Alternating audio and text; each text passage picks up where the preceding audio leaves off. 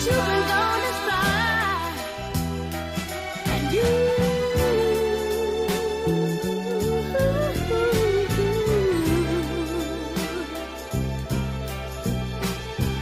And ever wonder where you're feeling ahead about what I do.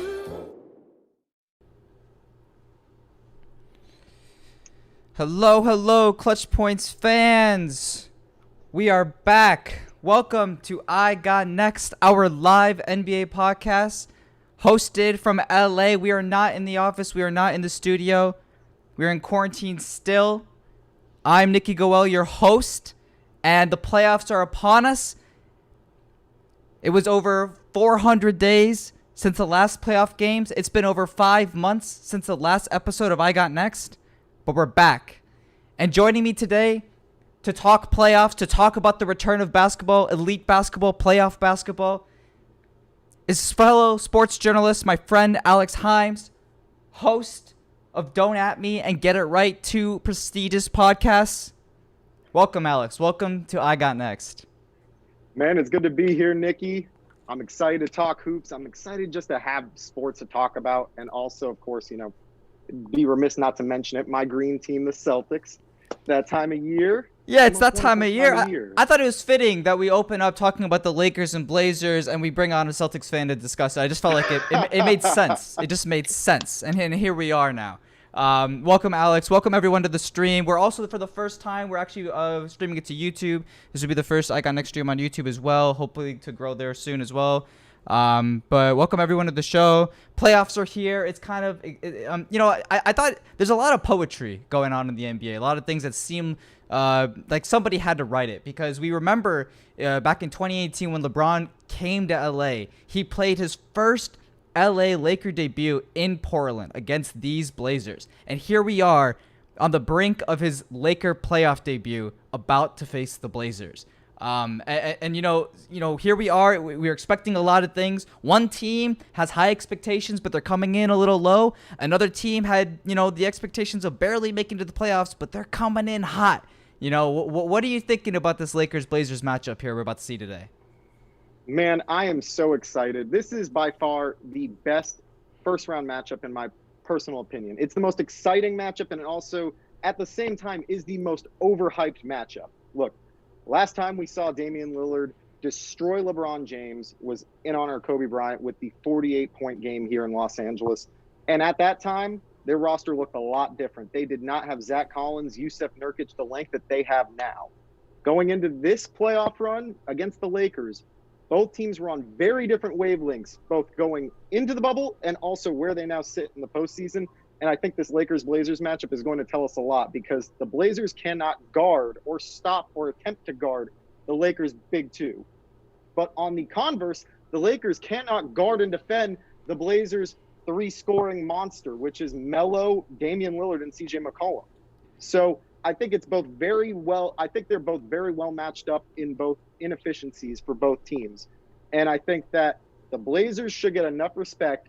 And I will say it, I think the Blazers can conceivably push the Lakers to a 7-game series and win it. Conceivably, because once you get to Game 7, conceivably, anything could happen. It's not going to go less than 7 games. I do not think that Wow. this series goes. If the no, I'll put it like this: if the Blazers are going to win the series, it goes 7 games. I can see the Lakers pulling this off in 6. I can, but I think that the Blazers, for them to pull off this series, it's going to be a 7-game series down to the wire. And it's going to rely on 2 names. It's going to rely on LeBron James and Damian Lillard, both of those guys for each respective team. Whoever can come up bigger in those moments will win the series. And, to your point, this series, it seems like a 1 versus 8, but it's more stacked than you think. We're talking about 2 of the highest scoring duos in the NBA. CJ and Dame, second highest scoring duo. LeBron AD, third highest scoring duo. This is like a star-studded matchup. And in the playoffs, especially in this situation where the circumstances are so different, and every game feels like, we were talking about it, this feels like college ball. This feels like March Madness in August. This feels like anyone can win, because any game is kind of like a Game 7 without the home court advantage. Anything can go. We saw just a couple hours ago, the Orlando Magic. Just like last year, they walked into Toronto and stunned the Raptors in a game. Exactly. They just stunned the Bucks in game 1 of their first playoff game, for Giannis on his revenge tour trying to win a title. So it seems like the script's been flipped, which is kind of weird because you look at the Lakers and Blazers, and historically the Lakers have always been like dominant. Like in the last 50 years, they've faced off 10 times in the playoffs, and Lakers are 9-1. Like it makes sense, but this just feels a little bit different. I wanted to talk about LeBron for a second here because there have been some questions about LeBron. There have been some things, we've seen him these first 8 bubble games. It hasn't exactly looked like the classic LeBron we're used to, but there is still this guy who is running the NBA named LeBron. The Lakers became the first team in NBA history to not make the playoffs 5 years in a row and then clinch a number 1 seed. So even in his 17th season, at the age above 35, LeBron is still impacting teams like no other player that we've seen. And so I just want to know now, because it's a different league. It's almost like a new season. The regular season before almost didn't count at this point, other than seeding. Do you expect to see the playoff LeBron? Do you expect to see the LeBron that turned this Lakers organization around into the first seed powerhouse? Or do you think that there's a little too much rust there? What are your thoughts on the first 8 bubble games with LeBron? Look, as goes with every other team, the youngest teams are going to be able to bounce back the quickest, right? It's easier to shake off the defensive rust than the offensive rust. So you saw guys like I've talked about constantly, my Celtics, they were able to bounce back quickly because they got the young guns. They're a defensive-minded organization, but they're also offensively gifted, and they can get that dust off their shoulders a lot faster than a team like Los Angeles, who's a lot older, and also their best players are also seasoned veterans. So the Lakers are going to need more time to wipe off that rust. Look, LeBron James is going to be ready for the postseason regardless. That's who he is, and that's his mindset and mentality. And with this Lakers squad, I think that having Anthony Davis and having the guys around him that he does currently will help him get back into that mindset a lot quicker, especially come postseason time. But that being said, LeBron is a year older. It's also, he's come back a lot quicker from this hiatus than you normally would during basketball hiatuses. Then you have to think about this playoff run is a lot more condensed, and then the next season will start a lot sooner than the rest. His conditioning habits and his training have been impacted greatly by this. He's used to having months off and being able to do cryotherapy and also spend that $1 million that we always hear about on his body. And this time around, he's had to shake up his entire plan and his routine. So it's going to take more time for an older guy to wipe off that rust. But LeBron James has shown no signs to me that he's slowing down. But that doesn't change the fact that this is LeBron James's best chance to win a title in Los Angeles. And if he doesn't win this year, they won't win while he's a Los Angeles Laker. Comment from Edward in the chat. There is nothing special about guarding LeBron. We've seen the GOAT wannabe get scrapped up by younger Kawhi in 2014, by Andre Iguodala in 2015, and the firepower of Klay Thompson and KD in 2018. I mean, there's a lot being said about LeBron. There's a lot of expectations being placed on him, whether he likes it or not. He's put it on himself. We know this is like, the 4 Kobe season. This is the ultimate vision of bringing a championship back to LA, bringing back that winning culture. The expectations are there. There is a question of if he's going to be able to shake the rest off to do it, which I think is surprising because this is LeBron James, 17th season, found a way to change his game and improve even more somehow, leading the league in assists. He's with a teammate who he's assisted more than any other teammate in his career in Anthony Davis. It just seems like, I just want to ask this directly, and I want an honest, flat-out truth. Is LeBron James still the best player in the world? No. He's not. He is not the best player in the world, and Second that's best? okay. Third best? Yeah, I mean, look, when you're going from a situation where constantly in LeBron's career, he's been a number 1 alpha dog. It's not a 1A, 1B situation. With Los Angeles, this is the first time in his career where he's had a teammate of this level and magnitude and talent playing with him. Having Dwayne Wade and Chris Bosh is fine and dandy. That's a great combination. But none of those guys compared to the talent level individually had by one Anthony Davis. That's a top 5, top 3 player, top 3, top 5 player every year, and arguably within the top 3, 4 MVP discussion year in and year out. A guy is leading his team in 13 statistical categories, and LeBron James is finally able to go 1B to Anthony Davis's 1A. That's how he reshaped his game. That's how you are able to extend your career. You reshape your game. You allow someone else to take a lot of the blame and a lot of the brunt. Be a little bit more of an alpha, because at the end of the day, while Anthony Davis might shoulder more of a load in terms of statistical categories and a lot of what the Lakers do. Everyone knows at the end of the day, LeBron James is the alpha dog. He is the go-to guy on the court. So he gets to have a lot of that weight shouldered by someone else for the first time. And that's why we're looking at him as maybe he isn't the best player in the world. And that's okay, because other guys are coming up at the same time that LeBron is slowly, I wouldn't call it a decline because that's unfair to say, because he's still statistically able to do whatever is necessary for his team. Not to mention he's still able to do whatever is necessary, period, for his team. I think that LeBron James has reformed his game, and we should be appreciating it more so than trying to tear him down. But you And called that's him coming from a Celtics fan. which is interesting. But you called him a 1B. Do you think Anthony Davis is more valuable to the Lakers than LeBron James? If you take Anthony Davis off of the Los Angeles Lakers, then the Lakers are a first round, maybe potential second round playoff team. If you take LeBron James off of the Lakers, I think the Lakers are still around the same place. Really? So You think no LeBron on this team and the Lakers can win a first round series? Yes, 100%. That's shocking to me. Look at Anthony Davis's evolution. If we're talking about the same guy, this is a guy who's literally leading the team in almost every statistical category, is an MVP player, and has put this team on his back. But here's the other thing. Anthony Davis has been that kind of a player. He's been the kind of person who leads his team in all statistical categories. He's put up MVP seasons before, but the Pelicans didn't find that much playoff success. And I agree this is a better team, and with AD built around him, they're probably a better team overall than any of the Pelicans teams he's had in the past. But I still think there are these intangibles that LeBron brings, and I guess both. Because it wasn't that long ago, LeBron hasn't played a playoff game in 600-something days. And it just seems like the last time we saw him in those finals against the Warriors, when he dropped 51 points. I know 2 years a lot can happen in 2 years, but it was also only 2 years ago when LeBron put maybe the most impressive single-handed performance in a finals, series. So I guess we just have to see.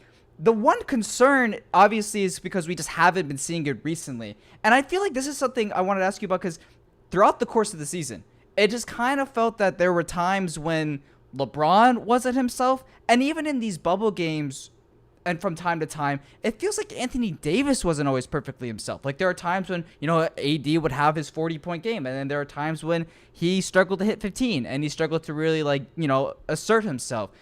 The Lakers... Consistency, yeah, right?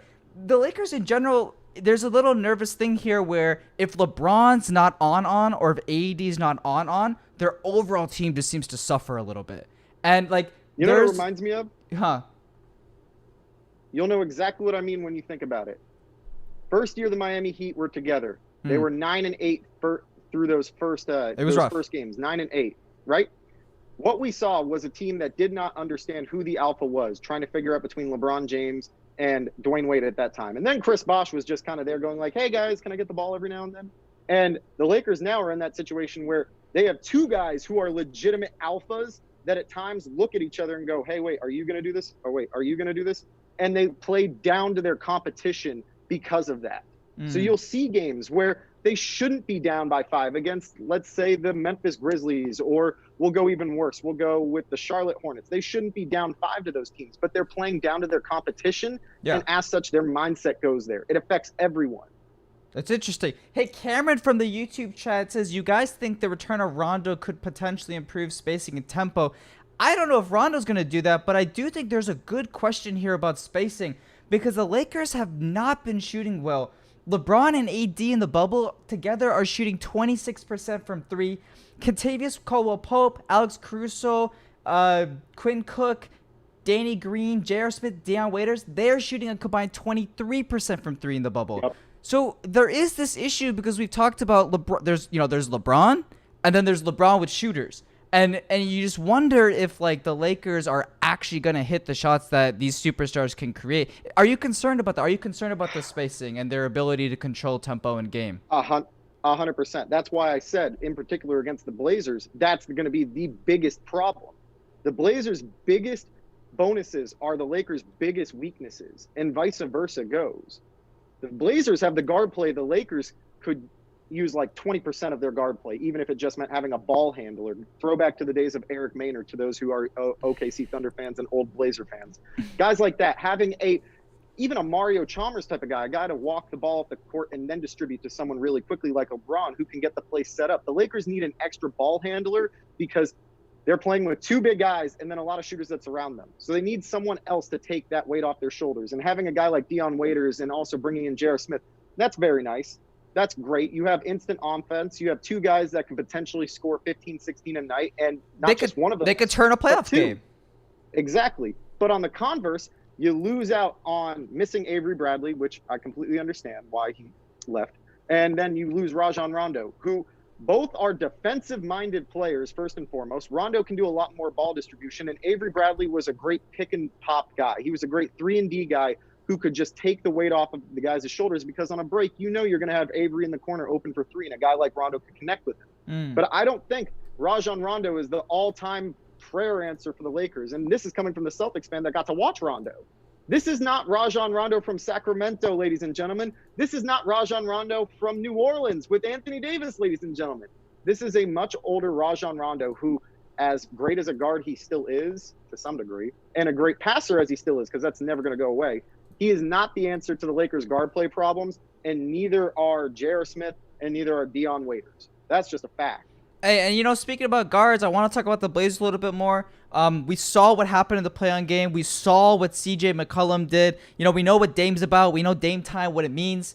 We know how clutch that guy is. But the fact that they, as an 8th seed, this team has a second player who's fully capable of taking over and winning you a game.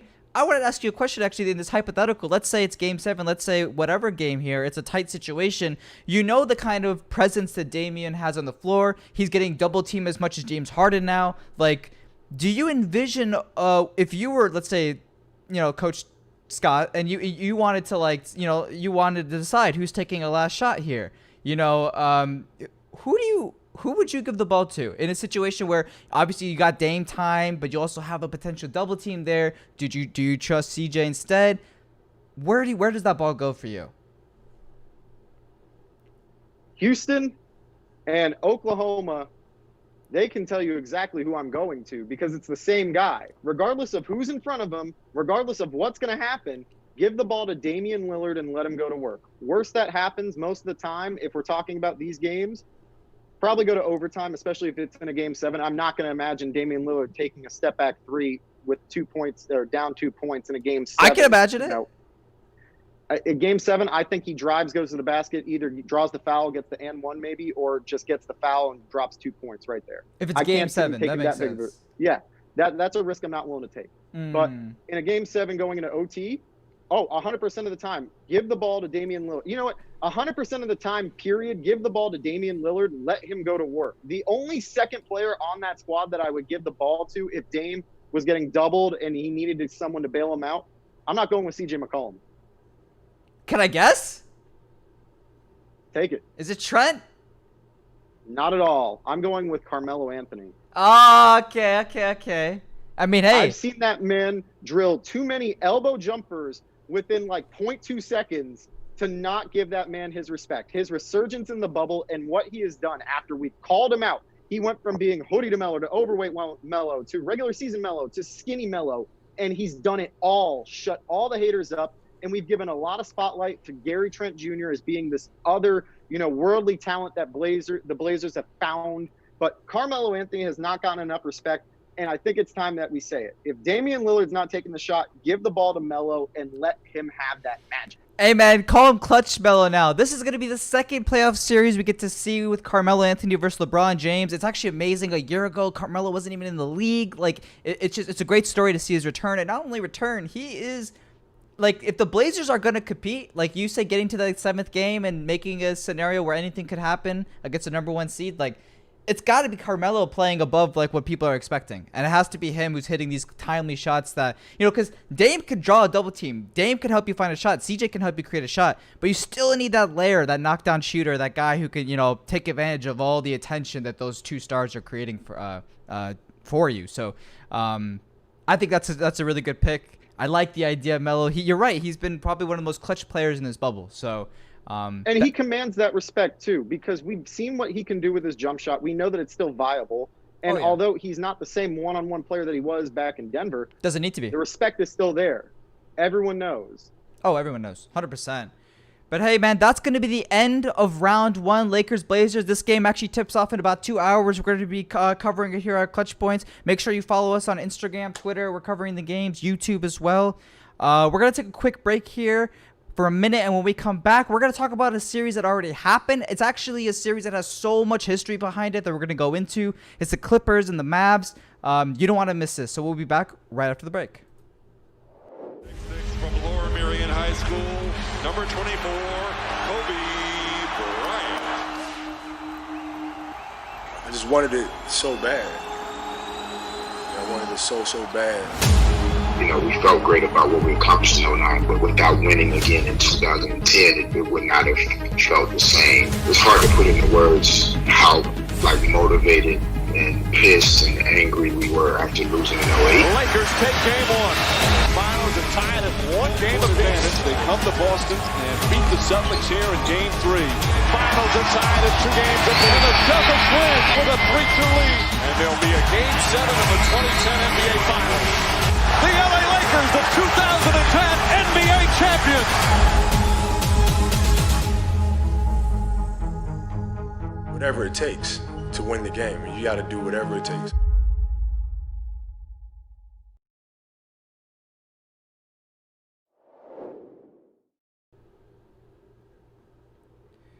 Hello, we're back. Round 2 with Alex Heim, sports journalist, host of Don't At Me and Get It Right.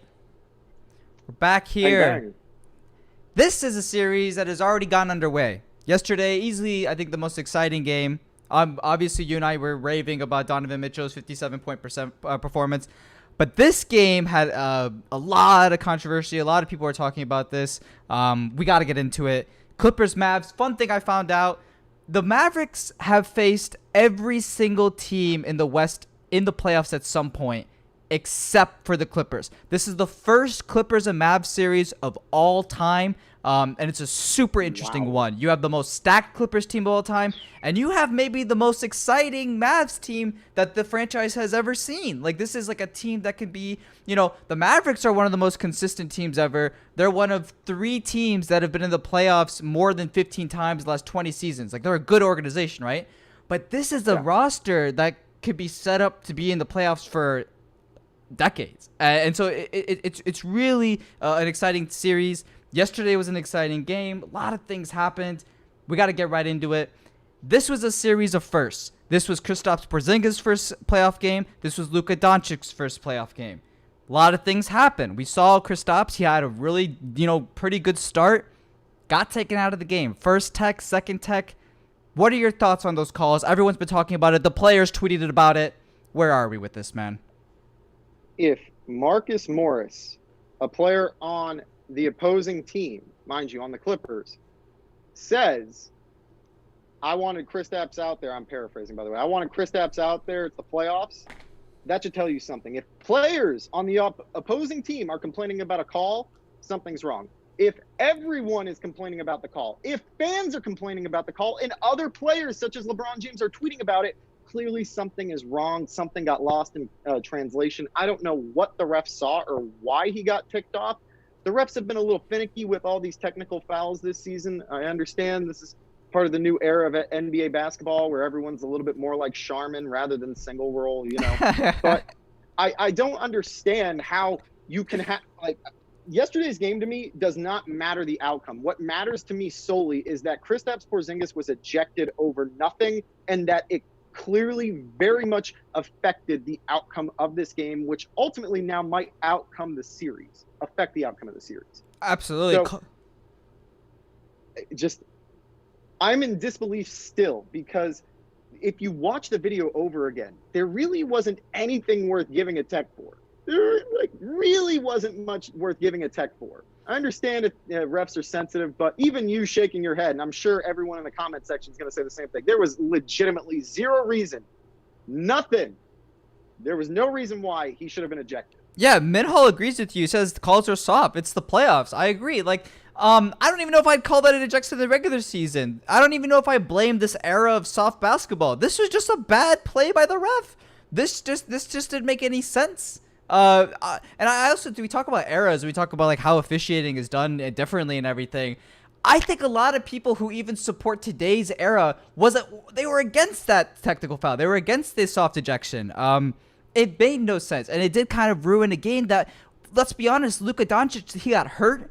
He had over 10 turnovers, and he still set the record for the highest scoring playoff debut in NBA history. Like, this game had so much potential, and it kind of, a lot of the hot gas got sucked out. It just got sealed off, and it's a little bit of a travesty, but thankfully we have likely at least another 3 to 4 to 5, hopefully 6 and 7 competitive games here between the Clippers and Mavs. You were talking about how you're sad this matchup happened in the first round. Yes, 100%. This is a matchup, and this goes back to what we talked about before, the Wild West, where, 1 through 6 are arguably worth being in the second round of the playoffs no matter what. Like, this is a second round playoff series. Watching Luka Doncic and Kristaps Porzingis go up against the Los Angeles Clippers, which you could literally name 4 or 5 players off the bat just to have there. They're two great teams that are having great seasons, that have great expectations on both squads, and we are having to watch them face up in the first round. It's so saddening to me. I mean, it's great. It's great to have that type of game to start off, this whole new NBA playoffs era where we're actually sitting at home and watching these games at like 10 a.m., right? But it doesn't change the fact that it's still a series that we should be seeing down the road. Like, give me that Portland Golden State series from a couple of years ago in the Western Conference Finals. Move that to the first round, that type of feeling. Let me have this later on in the postseason, not now. No, I completely agree, and I agree, because like this series, the Clippers are 4-0 against the Mavs this year, but these games feel close.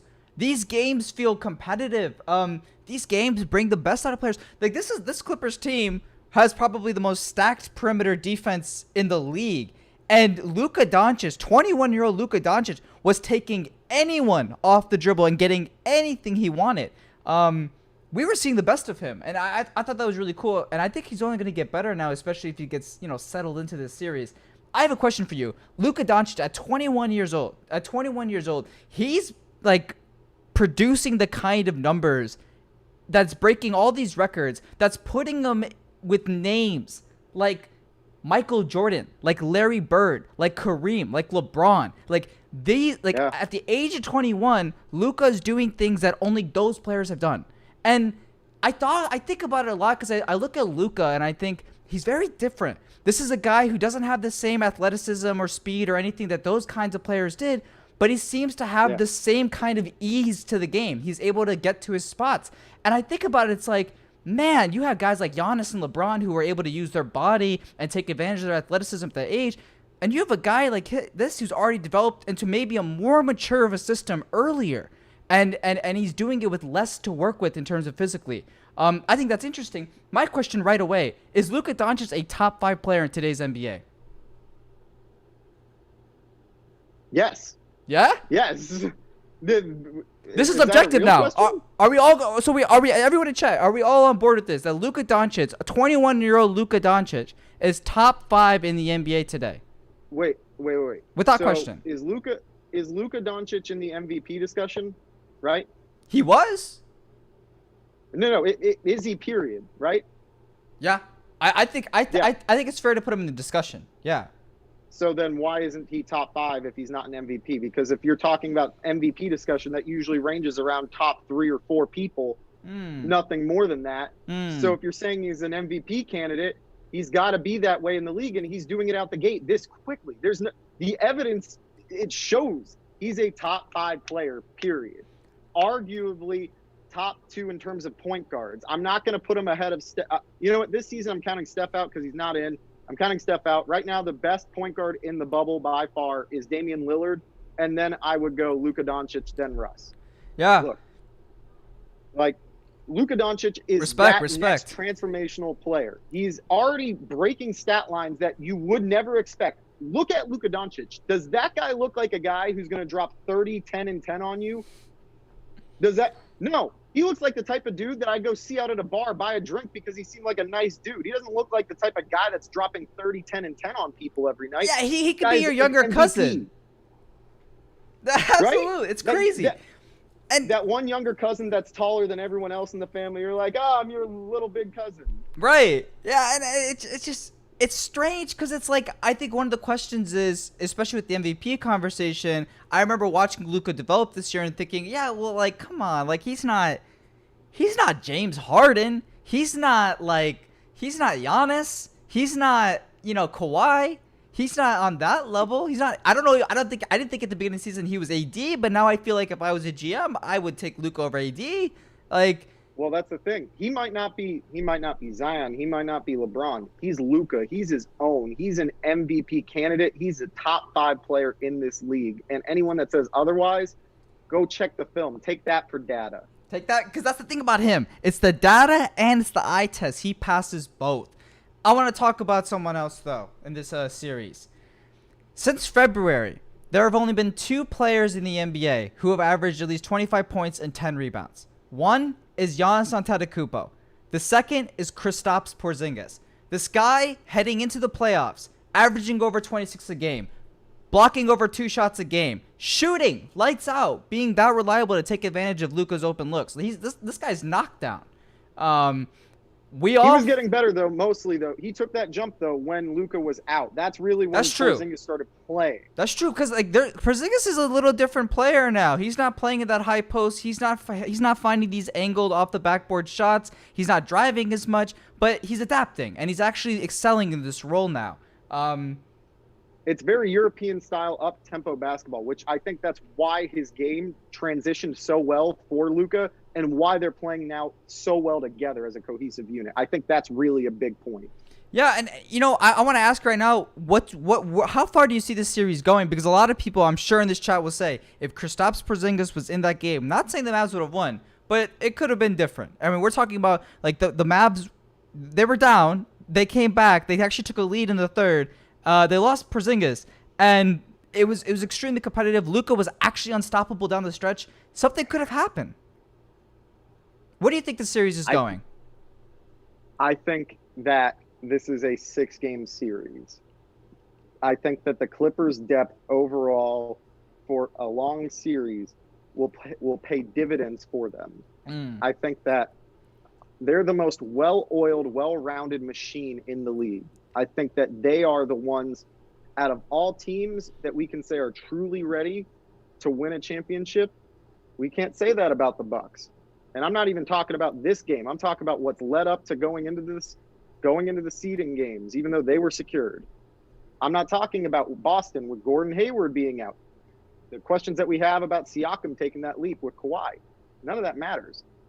They're the only team that has everything needed. They have the 2 bench, basically all-stars of a bench. Like if you're putting together an all-NBA bench team, they're already in there. They have 2 teams. There are 2 teams. They are able to play basically 2 different styles of basketball with 2 different sets of starters. And that's going to go way beyond the production that you get from Lou Williams and Montrezl Harrell. I actually said this before. Lou Williams is the biggest X factor for the Clippers because before we heard that Montrezl Harrell was going to be available, but not Lou at one point because he was iffy. And if the Clippers had to go into a playoff situation where they had one of those 2 and they didn't have Lou, they were going to lose. Lou Williams is that much of a volume scorer for when those moments that you don't have PG or Kawhi that are on point and they're struggling. He's just that guy that you give the ball to, say, go take some shots. He'll drop 18 points in a quarter for you and get you back in a game like that. Yeah. He is their biggest X factor, and he is one of my major, he's the major reason why I think the Clippers, him and Montrezl Harrell, not to discredit the 2, but both of them are the reason why the Clippers are my favorites to come out of the West and why I think they will be most likely the NBA champions. Yeah, hey, your buddy Michael, fellow host of the Get At Me or Don't At Me, Get It Right podcast. Michael's in the chat says that guy at the Celtics jacket. I think it's true. I think the Clippers are actually the only team that I can for sure say that nobody will be able to beat them in less than 7 games. There's no chance that any series where they lose goes in under 7 games. And in most likeliness, they're winning every series they're in.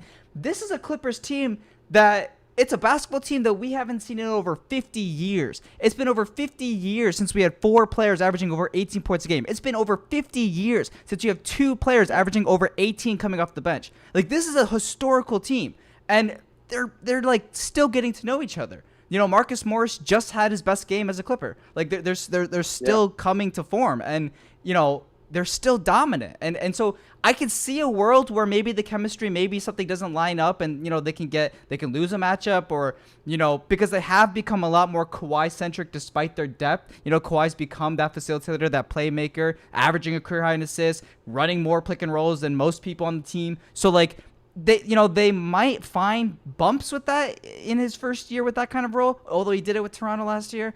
But see, Kawhi is the one player I won't question, because he's done it and won a championship.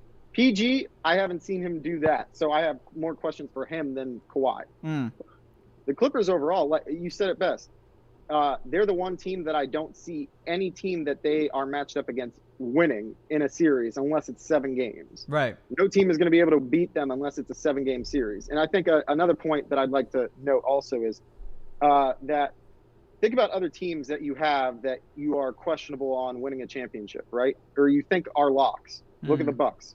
Think about their road to the championship. They have to face the Raptors or the Celtics, one of the two. Can you say for sure that they get out of that series alive?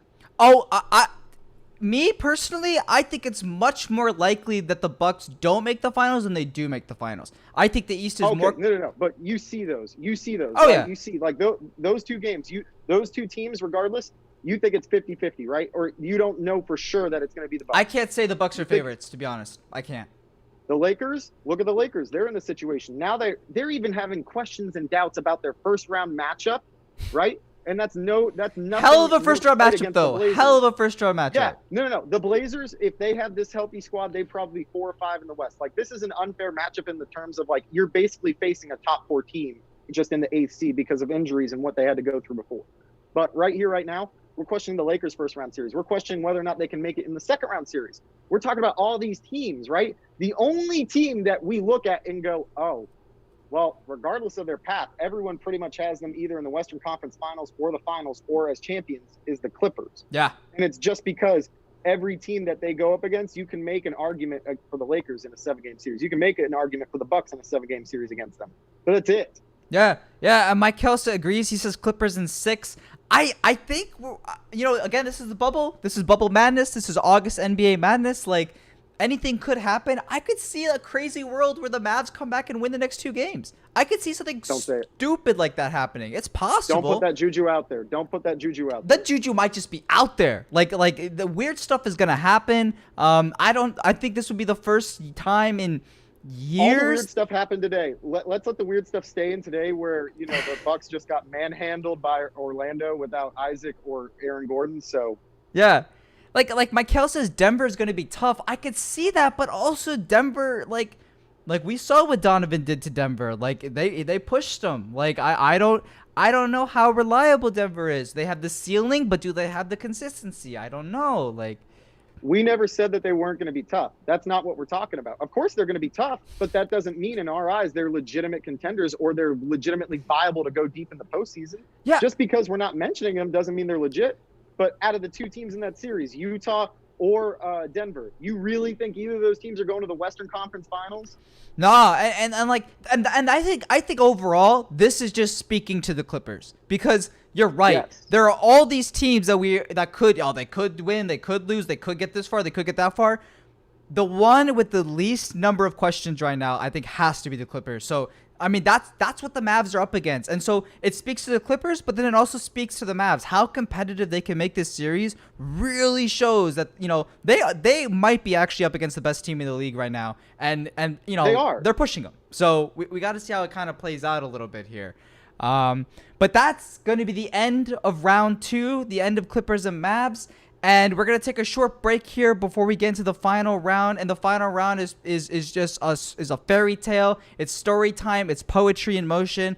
We have the Rockets and the Thunder, something that, you know, has 2 teams that have, you know, really changed the landscape of the NBA. Obviously, the Russell Westbrook connection, the Chris Paul connection, all of that is kind of coming together here in a first round series matchup. So we're going to talk about it right after the break. from Lower Merion High School, number 24, Kobe Bryant. I just wanted it so bad. Up for the layup. Oh, blocked by James. LeBron James with the rejection. With one rejection, LeBron cemented himself as the best player on the planet.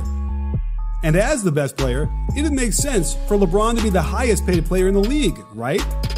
That season, LeBron made about $23 million per year, the second highest in the league after Kobe. Still makes sense. But in the summer of 2016, just 1 month after the finals, there was another player who got a LeBron-sized contract. Reigning MVP Steph Curry? Russell Westbrook? Kawhi, maybe? Nope. Harrison Barnes. And that deal was far from the worst of them. Yes, the same Harrison Barnes who had just performed a disappearing act in the finals. The same Barnes who was the fourth best player on his own team. And in a month, he was earning more than his star teammates.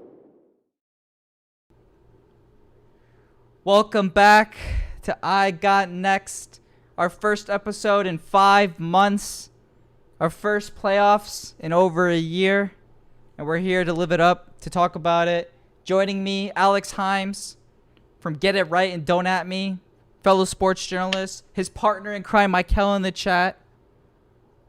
Oh, gosh. Reminder that if you want to vote on Facebook, if you're cheering for the Rockets, give them the angry. If you're cheering for the Thunder, give them the sad. If you're on the YouTube, I don't know, throw some shit in the chat.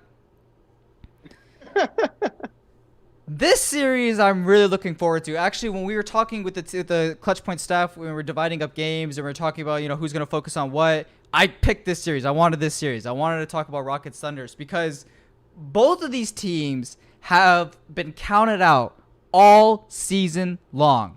The OKC Thunder, 0.2% chance given to make the playoffs by experts, are sitting here in the 5th seed. Wait. Experts here Nick Wright. In the 5th seed, facing the Houston Rockets, the team that gave them scraps, the team that gave them Chris Paul at 35 and a bunch of picks for Russ, an MVP, gave them all this stuff and said, good luck. Maybe see you in 5 years. Who knows? Have fun. Here they are now in the first series, setting up these storylines of revenge, of rivalry. You have Chris Paul facing the team that shipped him, and Russ facing the team that was his home. And so it's someone writ. I don't know who wrote it. I don't know if Adam Silver is doing it, but here we are. And I think we talk about the Thunder and their unlikely rise and the amazing basketball they're playing. The Rockets have, they took a lot of heat this summer. This entire season, they took a lot of shit for going after Russ, even after he could not get out of the first round 3 years in a row. For trading away a big man, Clint Capella, who was reaching new levels in his career, and committing to a lineup that doesn't have anyone above 6'7". This is a team that took risks, and here they are with pretty good momentum, with the highest scoring duo in NBA history. And they're actually, I know you're a Celtics fan. I have a little, there's only been 3 teams who have gone from a 4th seed to make it to the finals. The last one were those 2010 Celtics. And I think there is a legitimate chance that these Rockets have a chance to be the 4th, especially in this new bubble playoff format where anything can happen. So we got to talk about it. We got to talk about this first round matchup. What are your thoughts, Rockets Thunder? I want to first and foremost tell you what I want for this series, but what I think will happen. Okay, very important distinction. What I'd like to happen is Oklahoma City gives them a gentleman's sweep and wins in 5. I would love that. I would love it. I would love nothing more than that. I like what the Rockets are in terms of their top 2 players, but I hate the offense they run. I hate what Mike D'Antoni has done, and that's also to the quote-unquote godfather of this NBA style of basketball, which I give him full credit for. Yeah, that doesn't he's the change guy. the fact that you're running a lineup with Robert Covington at 6'7", basically playing your center, and it's just the most annoying style of basketball to watch. It's almost like watching hockey on television sometimes, because just so much going back and forth, and you can't really follow what's going on to some degree because it's just so fast, and the ball movement is just happening so quickly, or the puck movement in that regard. That's what I want to happen. But what I think will happen is the Rockets are going to win this series in 6. I think that, Chris Paul, as much as I've talked trash about Chris Paul through his entire career, which, mind you, he was not the best point guard between the years of 2010 and 2013. That was Rajon Rondo, the best pure point guard, mind you, not scoring guard. Sure. Yeah. But Chris Paul right now, the way he's played has risen there. Well, no one expected this. The experts didn't. I sure didn't. I thought that, potentially that Chris Paul was going to say, screw this. I don't want to play for Oklahoma City, get shipped out to Miami like everyone else and play with Jimmy Buckets. I thought that was a viable option. I thought he wasn't going to be there this season. So to see what he's done with this team as a guy that was looked at as an afterthought because he had his time in Houston, it didn't go well, got shipped out because people thought he wasn't that guy, what he couldn't do. And he also didn't play in a game where he probably could have played. Yeah. Look, they have a great shot of winning this series. I can see them, though, screwing up and, falling short, maybe possibly getting pushed to 7, but end up winning it. But I think that, the Houston Rockets will make it out of the series, but that does not mean they're going to make it out of the second round. They are a second-round playoff exit team to me. They are the 2016 Atlanta Hawks. They are the late 2000s Atlanta Hawks with the Joe Rockets. Johnsons, Mike Bibby's.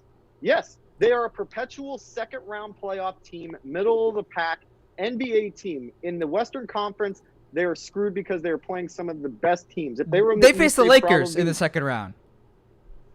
And, well, potentially. Well, okay. They either face the Lakers or they face a team that beat the Lakers. So it's not looking. It's no one's path in the West is easy, let's say. But I will say this though, I think the best teams in the NBA are the ones that know themselves, that commit to themselves, that understand how to build a roster and coach around your strengths. And I think finally, for the first time in the Harden era, which is since 2012 in Houston, for the first time, they're actually doing that.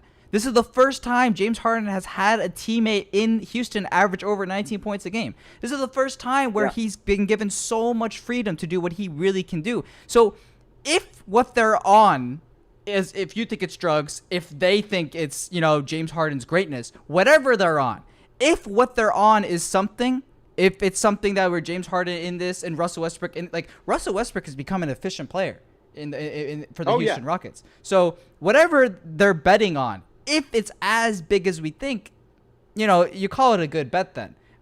Especially because I think they would love to have like an Anthony Davis. They would love to play big with the stretch 5 if they could. That just wasn't really up to them. That's not their system, and that's not their strong suit. And the one thing I'd like to know is, you were mentioning earlier, this is the one time that Harden's actually has a system and a casting crew in a system that's dedicated towards him, that's working and functioning on quote unquote all cylinders. That does not mean just because your team and you are functioning on all cylinders that opponents aren't just as effective, if not better, or they are better suited to face you than anyone else. And I think that's the problem with the Rockets. While they can blow you out offensively, they're just teams where they can face, and it's just not their series. Oh, it's just not. 100%. And you know what? And this is what I say about the Rockets. This Rockets team will literally sweep nobody. They will not sweep any team. But what they don't, the thing about them is they're the one team that will admit it. They'll be honest. They'll say, we don't care. We don't care if we're not what you think we are. We're built for the law of averages. We're built for, if we take enough of these kinds of shots, that we will actually hit enough. We've built the roster for that. We don't think we're going to sweep a team, but we think by the law of averages, we have the highest chance to winning 4 games in a series. That's their logic. It can backfire because obviously James Harden, Russ could not have the series, the games it takes. Obviously, like you said, the matchup won't work out. Just go through Mike D'Antoni's track record of the playoffs to tell me how much it's worked out. 100%. But I'll tell you this. There is a lot of great teams in the NBA today. Every team's got a star. The best teams have at least 2. But only one team has 2 MVPs, and that's this one. And this team was the first team that could actually make Russell Westbrook a guy who shoots over 50% from the field. This is like they're doing but you things can say that we've never seen. You can say the same argument about the Lakers, though. They might have 2 previous MVPs, but the Lakers have arguably 2 previous MVPs and 2 guys that one should be the MVP this year. Oh, you yeah. can say the same thing about some of these other organizations. The Clippers, they have 100%. a former, what could have been an MVP in Paul George, and also they have the finals MVP in Kawhi Leonard. Like, There's so many other squads that have such great. I like their duo. Yeah. I don't like the team, and I don't like the duo together, but it works. And that's really what's screwing with me, is that I don't want to make a hasty pick because of my emotions. So I like the Rockets in terms of the players that they have for the system that they have, even though I don't like the system. And I think that it works for them. But I think when you actually face some of the highest potential competition, such as for them in particular, I think it's the Lakers, the Clippers, and the Nuggets. If they were to face either of those three teams, then they're definitely not winning the series. That's a definite not winning a series type of team. And I throw Denver in there because they have that talent for them. And the physicality and they have the dimensions. You're right. And listen, this Rocket team, I feel like they know that. I feel like they know that if they match up and if James Harden and Russ don't pop off like they have to, they're going to lose. I think the way they look at it is like, you're right. Against a team like Denver, Lakers, Clippers, these are teams that have size. These are teams that are pretty good defensively on the perimeter. Like these are these are teams that quote unquote counter the Rockets. And I just think they look at it and they understand what's going to happen to them. They understand that they're going to get forced out with size. Their entire model is based on, you could go ahead and take your 2 points and take your center play and go with it. But we're going to, if we can do our thing, if we can play to our ability, if James Harden and Russ can actually mesh, then we think overall we'll have more value at the end of the game because of, just 3-pointers, frankly. Just, 3's bigger than 2. That's their logic. I can kind of see it work only because they have that. They have the law of averages, but then they also have like the carry potential with Russ and all this. And they have the bubble. They have this situation where basically you're only as good as you perform, and your past track record may not matter as much right now. And there is no home court advantage, and there's different depth perception on the court. There's no pressure from fans. There's, this could be an environment where players who have choked in the playoffs before rise up now. So, But on the converse, that law of averages that we're talking about what they were shooting prior to this season. True. In the pre-COVID season. Yep. That's out the way. What they shoot now, every night, their shooting is what's going to make them win. So if they have one off night, that changes the series. It's not like with the Lakers. If their shooting goes out, they can actually rely on the defense. Yeah. Able to put They can grind out a win. These guys. Yeah. The Rockets, that's not how their game is built. If they go up against, let's give the finals option. Let's say this. If they face the Milwaukee Bucks and their 3-point shooting is not on, guess who's getting steamrolled every time? It's a fast break. It's a post play. Anything at all, they're getting screwed. Yeah. No, they are. That's what these teams will do. They're living and dying by it. That's what they're going to do.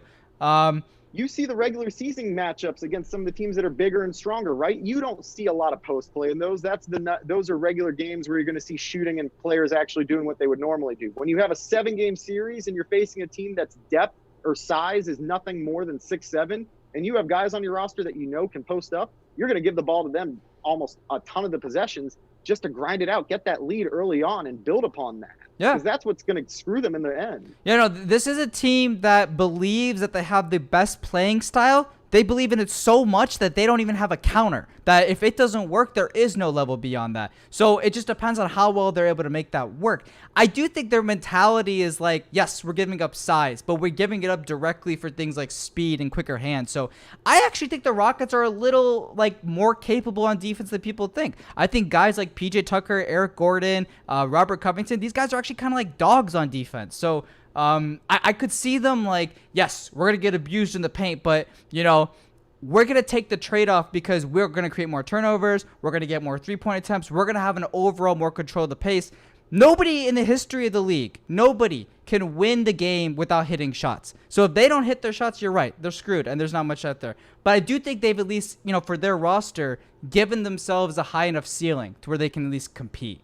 It's an interesting team. But I think we've known this. We knew what the Rockets were going to be this year. We knew what they were going to try to do. We know D'Antoni. We didn't know about this with the Thunder. The Chris Paul situation is interesting. He, at 35 years old, got better during this season. Each month, he increased his scoring average and his field goal percentage. Each month. He started this season at 14.8 points a game and 43%. And now going into the playoffs, he's averaging 20.7 and shooting 57% from 3. he's improved significantly over the stretch. I expected this. Yeah, you expected him to mesh like this. I expected him to have that evolution the way that he has.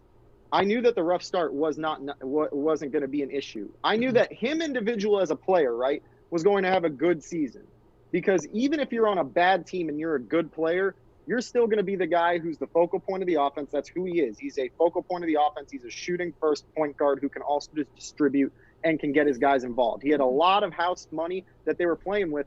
And I figured that once he actually started understanding the system, what, Billy Donovan had put in place, and also understand, the guys that he has around him, their strengths and weaknesses, he'd be able to grind it out, get 20 points a night, and also be able to give guys their limelight. Shai Gilgeous-Alexander, Danilo Gallinari, Steven Adams, all of these guys are getting the limelight shared because of Chris Paul, and their play is elevated because of it.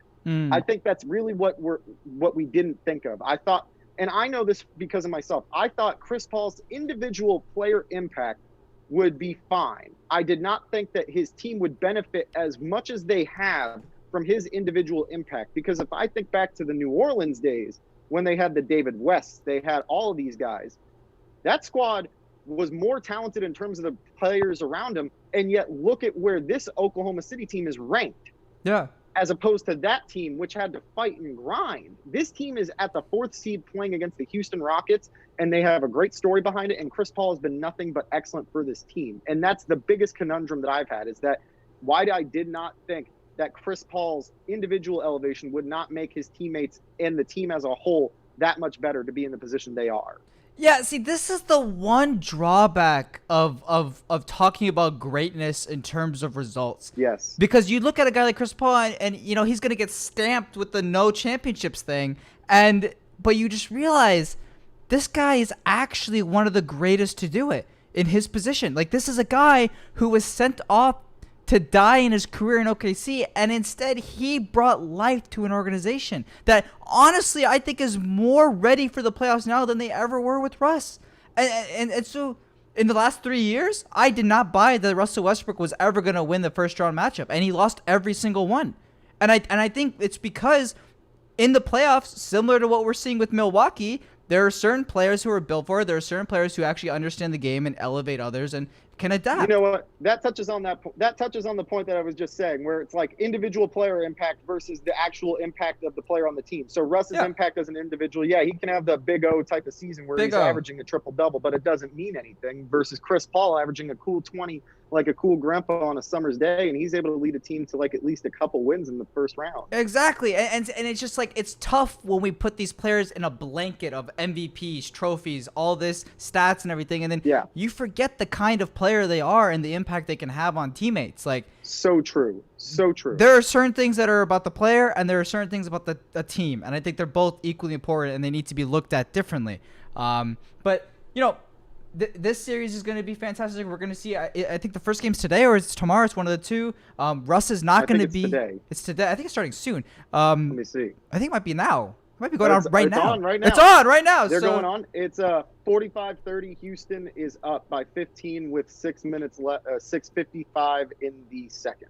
Well, there you go. So, a series already been kicking off. It's probably going to be a series of runs, judging on how hot or cold Houston shoots. But, the Thunder are definitely going to give them a fight. But 100%. But that is going to do it for our return episode of I Got Next. Thank you, everyone, for joining us, those who commented. What's up to YouTube? Thank you so much for tuning in with us. We'll be back next week. We'll talk about a few different series, the stories that are happening. We'll have a new guest. Alex, thank you so much for joining me. Everyone, go check him out. Hit him up on Instagram at HimesLA, the host of Get It Right and Don't At Me podcast. Some great content. He's got a great co-host. They do some really good content over there, so go check it out if you're a Ball fan, or if you're a Celtics fan, you definitely got to go check it out. That's gonna do it for this episode of I Got Next. Thanks everyone for joining, and we will see you next week. Thanks for having me, man. Absolutely. Thanks for coming. All right, chat. We'll see you next week.